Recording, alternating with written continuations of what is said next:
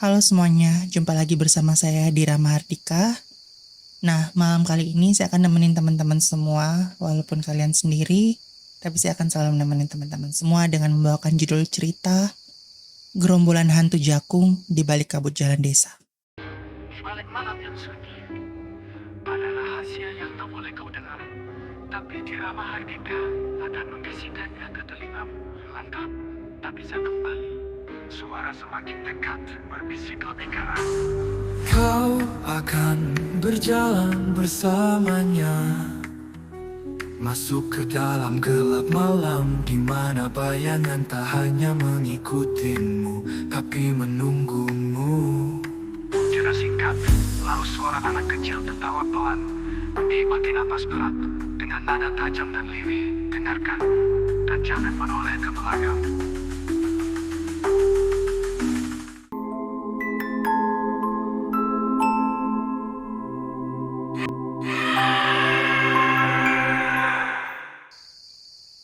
Kalian pernah gak sih ngerasain apa yang orang lain ini rasakan atau si pemberi cerita ini ngerasain?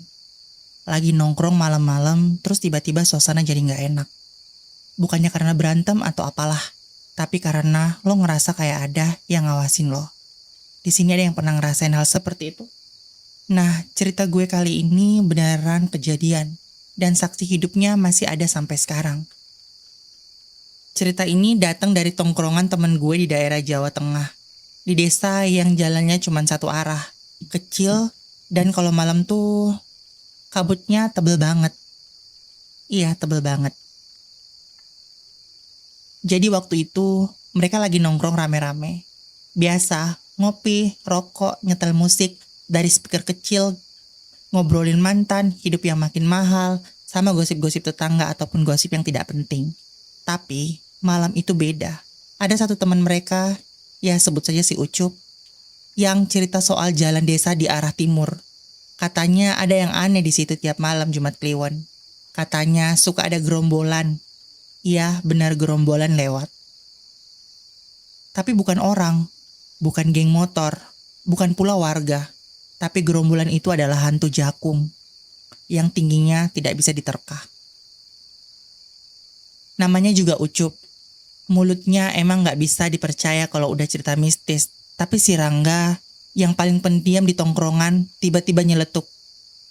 Gue pernah lihat. Langsung sepi tuh tongkrongan. Musik dikecilin, rokok pada berhenti di tangan. Lo lihat apaan gak?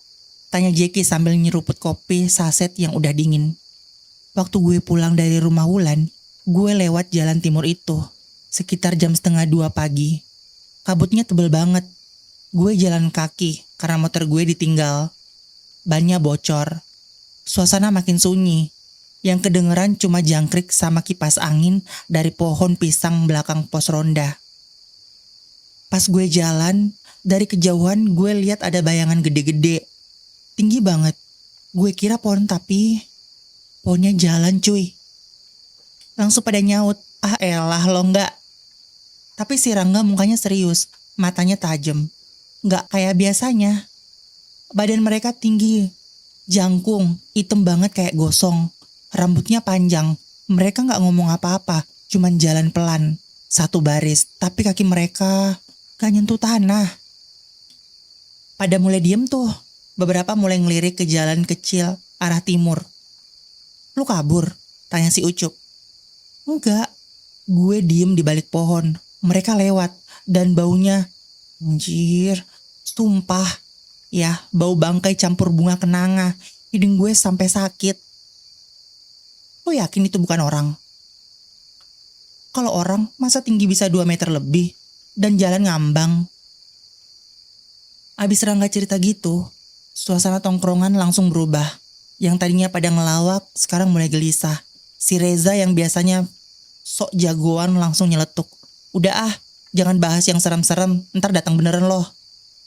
Tapi si Ucup malah makin panas. Daripada cuman ngomong doang, gimana kalau kita buktiin sendiri? Kita lewat jalan timur itu sekarang. Gila lo Cup, sekarang udah jam 1 lewat. Emang lo niat mati? Bentak si Jeki. Tapi karena ego, Tapi karena ego cowok-cowok tongkrongan tuh kadang lebih gede dari rasa takutnya. Akhirnya mereka setuju. Cuma 5 orang yang berani. Ucup, Rangga, Reza, Jeki, sama Tegar. Mereka nyalain motor satu-satu dan mulai jalan pelan-pelan ke arah timur. Jalan itu emang kecil, kanan kirinya sawah sama pohon bambu. Lampu jalan cuman ada 2, kabutnya udah mulai turun tipis. "Bro, kenapa dingin banget ya?"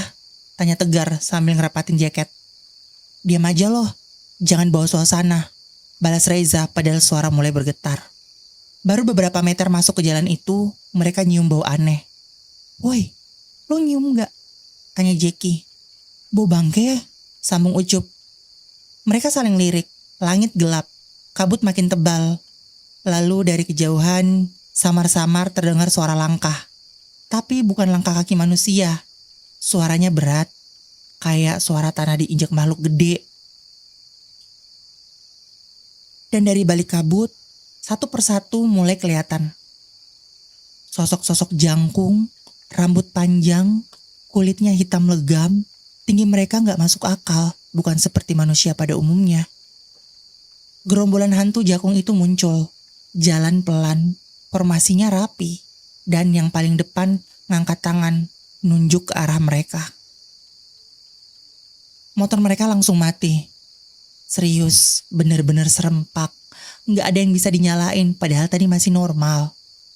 "Woi, nyalain motornya, nyalain!" teriak Ucup panik. Rangga cuma diem, dia ngeliat ke depan, ke arah gerombolan makhluk itu yang makin dekat. Gerakannya pelan tapi pasti, dan yang paling bikin merinding tiap mereka jalan, tanah kayak ngedepak sendiri. Kayak ada tekanan berat banget, padahal kaki mereka gak nyentuh tanah loh. Reza nyoba kabur duluan, dorong motornya, sambil narik gas. Gak bisa. Jeki udah nangis, gue salah, gue ngajak ikut." Tegar udah duduk lemes di jalan, wajahnya pucet. Mulutnya komat kamit, doa yang entah beberapa kali diulang-ulang. Ucup mulai nyebut-nyebut nama emak. Tapi si Rangga malah jalan ke depan. "Gue lihat mereka lagi. Gue pernah lihat. Dan waktu itu gue diam aja. Sekarang gue mau coba tanya." "Lo gila? Rangga, balik anjir," jerit Reza. Tapi dia gak dengerin. Dia jalan makin dekat. Dan saat dia cuma berjarak 5 meter dari makhluk terdepan, makhluk itu berhenti. Rangga beraniin diri buka mulut. "Kalian siapa?" Gak ada jawaban. Tapi tiba-tiba semua makhluk itu ngebuka mulut bersamaan. Tapi bukan suara manusia yang keluar. Suara kayak angin ribut dicampur suara gamelan diputar terbalik. Keras, bikin telinga mereka berdenging. Ucup sampai nutup kuping dan muntah darah. Kabut makin tebal. Rangga tiba-tiba roboh, badannya kejang. Matanya putih semua. Dan dari atas muncul sosok paling tinggi. Gak ada wajahnya, cuman bayangan hitam. Tapi entah kenapa mereka semua ngerasa kayak ditatap. Sosok paling tinggi itu ngangkat tangannya. Gerakannya lambat, tapi berat. Kayak angin sekitar, mereka ikut tertarik. Kabut makin pekat sampai pandangan cuma setengah meter ke depan. Rangga diem, matanya masih putih. Tapi dari mulutnya keluar suara. "Balik, jangan ganggu mereka lagi. Kalian udah terlalu dekat." Suara Rangga. Bukan, lebih berat, lebih dalam, kayak gema dari dasar sumur. Ucup udah setengah pingsan, Tegar pingsan beneran. Jeki jongkok sambil baca surat Al-Fatihah keras-keras. Walau belepotan, Reza berdiri sambil mundur pelan, air mata netes terus-terusan. Tiba-tiba, bruk. Semua makhluk itu hilang, gak ada jejak, gak ada bau, gak ada kabut. Motor mereka nyala sendiri, seolah gak pernah terjadi apa-apa. Rangga bangun sendiri, kayak gak terjadi apa-apa. Tapi diem aja, gak ngomong sepatah kata pun. Mereka langsung balik ke pos ronda. Gak ada yang ngomong, gak ada yang berani nanya. Malam itu bubar tanpa pamit. Semua pulang dalam diam. Besoknya, Rangga gak nongol. Beberapa hari dicariin, rumahnya sepi. Pas dicek ke dalam, kamarnya kosong. Gak ada siapa-siapa. Orang tuanya pun bingung. Karena katanya, Rangga udah pergi merantau 2 minggu yang lalu. Mereka semua bingung. Lah, Terus yang bareng mereka kemarin malam siapa?